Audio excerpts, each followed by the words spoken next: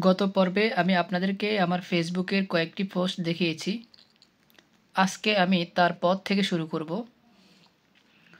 গত পর্বে শেষ করেছিলাম আমাদের মৃত্যুই হলো আমাদের জন্য কিয়ামত। তবে আমি বলে রাখি, আমার কোনো পোস্ট বুঝতে কারো অসুবিধা হলে আমাকে কমেন্টের মাধ্যমে জানাবেন, আমি আপনাকে বুঝিয়ে দেওয়ার চেষ্টা করব। তারপরের পোস্টটি আমি করেছি এপ্রিল 13, 2022। আমরা যত সময় ব্যয় করে দ্রব্যমূল্যের ঊর্ধ্বগতি নিয়ে ট্রোল করি, তার চেয়ে অনেক কম সময়ে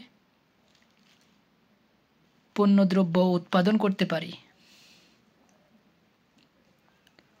তারপরের পোস্টে ছিল একই দিনে, যদি দ্রব্যমূল্যের দাম কমাতে চান তবে আজ থেকে দ্রব্য উৎপাদন বাড়ান।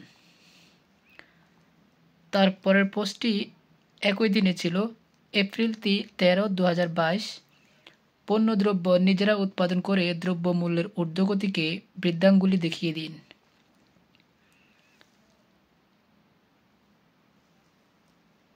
তারপরের পোস্টটি ছিল